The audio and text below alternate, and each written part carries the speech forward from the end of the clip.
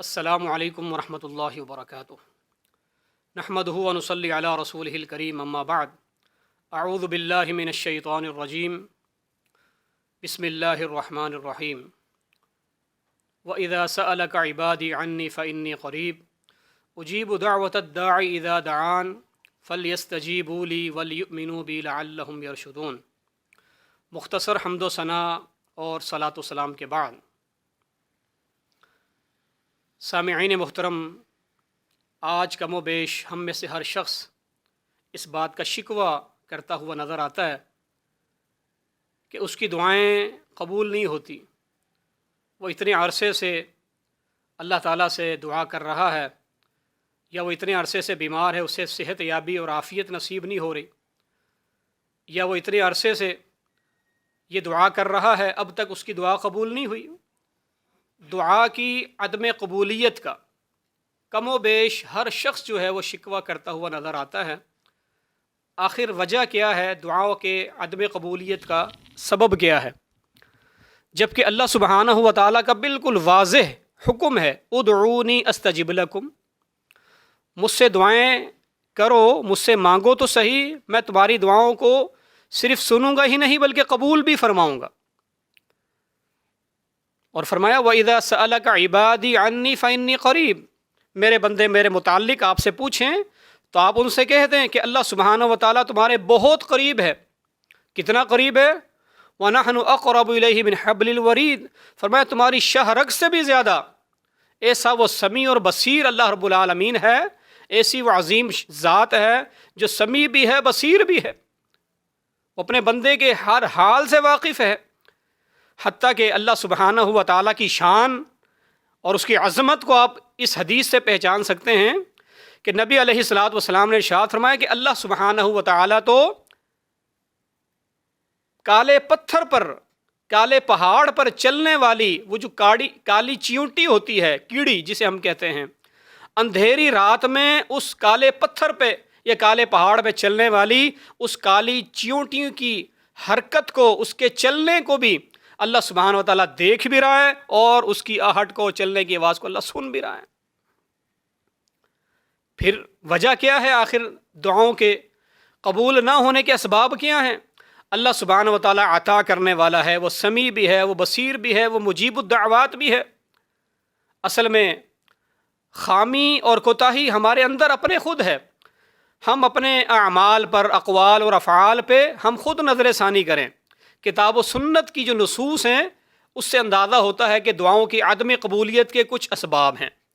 پہلا سبب یہ ہے کہ جب انسان رسمی طور پر تو ہاتھ اٹھا کر دعا کر رہا ہوتا ہے، لیکن اس کی توجہ، اس کا دل و دماغ کہیں اور گھوم رہا ہو، یعنی عدم توجہ کے ساتھ مانگی گئی دعا بھلا کیسے قبول ہوگی؟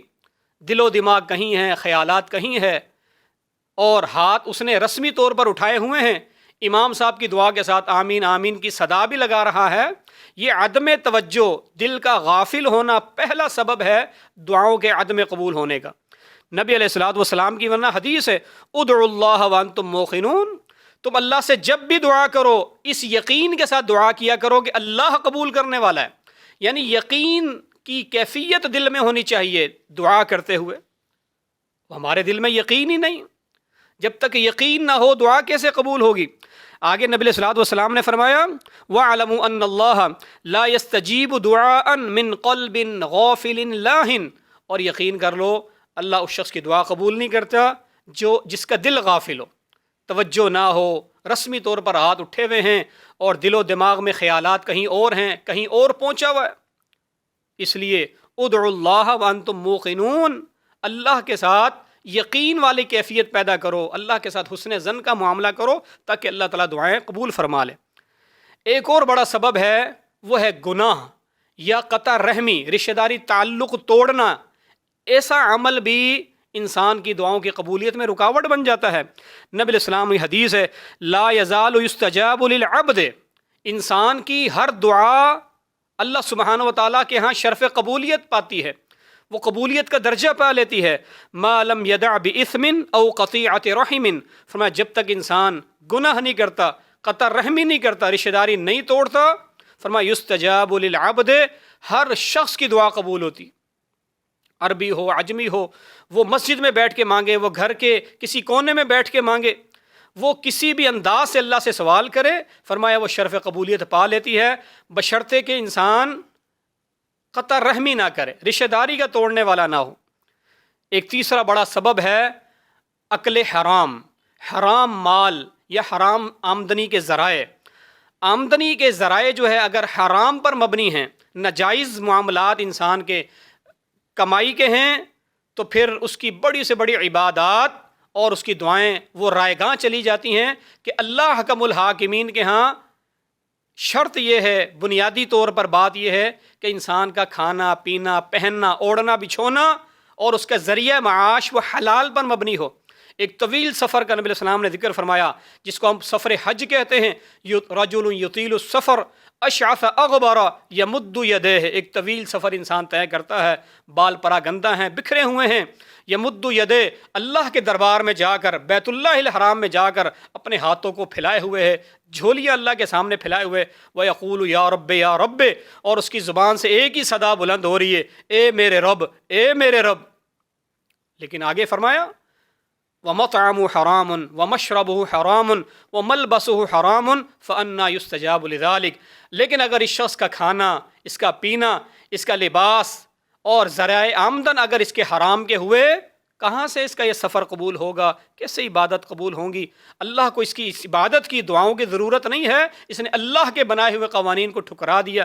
حلال اور حرام یہ اللہ کے بنائے ہوئے قوانین ہیں، اس کے مطابق عمل کرنا تھا، یہ بھی حرام کھا کر آیا، حرام کما کر آیا، اب دعا کیسے قبول ہو؟ یہ ہے ایک بڑا بنیادی سبب دعاؤں کی عدم قبولیت کا۔ ایک بڑا اہم ترین سبب ہے کہ ہماری دعاؤں میں تاثیر کیوں نہیں؟ ایک ہے امر بالمعروف اور نہی عن المنکر کا فریضہ چھوڑ دینا۔ ہم میں سے ہر شخص داعی ہے، کلکم مسئول کلکم راعٍ وکلکم مسئول عن رعیتہ، انفرادی طور پر ہر شخص کی ذمہ داری ہے، ہر مرد اور عورت کی، وہ اللہ کے دین کا داعی ہے، وہ مبلغ ہے۔ اپنی ذاتی حیثیت میں ہر شخص کو ہم کو تبلیغ کرنی ہے، نیکی کا حکم دینا، برائی سے روکنا ہے۔ جب انسان اس فریضے کو چھوڑ دیتا ہے، فرمایا والذی نفسی بیدہ لتأمرن بالمعروف ولتنہون عن المنکر، قسم اس ذات کی جس کے ہاتھ میں میری جان ہے، تم لوگوں کو نیکی کا حکم دیتے رہو اور برائی سے منع کرتے رہو۔ او لیوشکن اللہ ان یبعث علیکم عقابا من عندہ، ورنہ اللہ تعالیٰ اپنی طرف سے کوئی ایسا عذاب بھیج دے گا، ثم لتدعنہ فلا یستجاب لکم، پھر دعائیں کرو گے دعائیں قبول نہیں ہوں گی۔ تو دعاؤں کی قبولیت کے اسباب میں سے یہ ہے امر بالمعروف اور نہی عن المنکر کرنا۔ اور جو اس فریضے کو چھوڑ دیتے ہیں اور یہ کہتے ہیں ارے جی ہر ایک جو ہے نا اپنی مرضی کا مالک ہے، کسی کو چھوڑو نہیں، اپنے کو چھیڑو نہیں، چھوڑو نہیں، اس طرح کے مفروضوں کے ساتھ پھر دعائیں قبول نہیں ہوتی۔ تو یہ ایک اور سبب ہے جلدی کرنا، کہ بس جلدی سے مجھے حاصل ہو جائے۔ فرمایا کہ ایسا نہیں، اللہ رب العالمین کے ہاں ہر شے کا ایک وقت مقرر ہے۔ یستجاب لأحدکم ما لم یعجل، دعا قبول ہوتی ہے بشرطے کہ انسان جلد بازی نہ کرے۔ جناب زکریا علیہ السلام کی اللہ نے شان بیان کی، اللہ نے ان کی ایک اسوہ حسنہ کو بیان کیا۔ کیا کہا جناب زکریا علیہ السلام نے کہ اللہ میں آپ سے مانگ کر کبھی محروم نہیں رہا، حالانکہ کتنے عرصے تک وہ اللہ سے مانگتے رہے۔ تو اس میں جلد بازی نہیں کرنی چاہیے، اللہ کی حکمت ہوگی، اللہ کی مشیت ہوگی، اللہ تعالیٰ عطا کر دے گا۔ ویسے بھی نبی علیہ السلام نے فرمایا دعا قبول ہوتی ہے چاہے اللہ فوری طور پر تمہارے من کی مراد کو پورا کر دے، چاہے آخرت کے لیے ذخیرہ بنا لے، چاہے آنے والے کسی مصیبت کو ٹال دے۔ ہمیشہ اللہ پر توکل کیجئے، بھروسہ رکھیے، حسن ظن رکھیے، اللہ سے مانگتے رہیے، انشاءاللہ العزیز دعائیں ثمر آور ہوں گی، بار آور ہوں گی، ضرور قبولیت کا درجہ پائیں گی۔ اللہ سبحانہ و تعالی ہمیں ان آیات اور احادیث پر عمل کرنے والا بنا دے، اور اللہ تعالی ہمیشہ اپنے سے مانگنے والا بنا دے، اپنے علاوہ ہر ایک سے مستغنی اور بے پرواہ کر دے۔ اقول قولی ھذا استغفر اللہ لی ولکم۔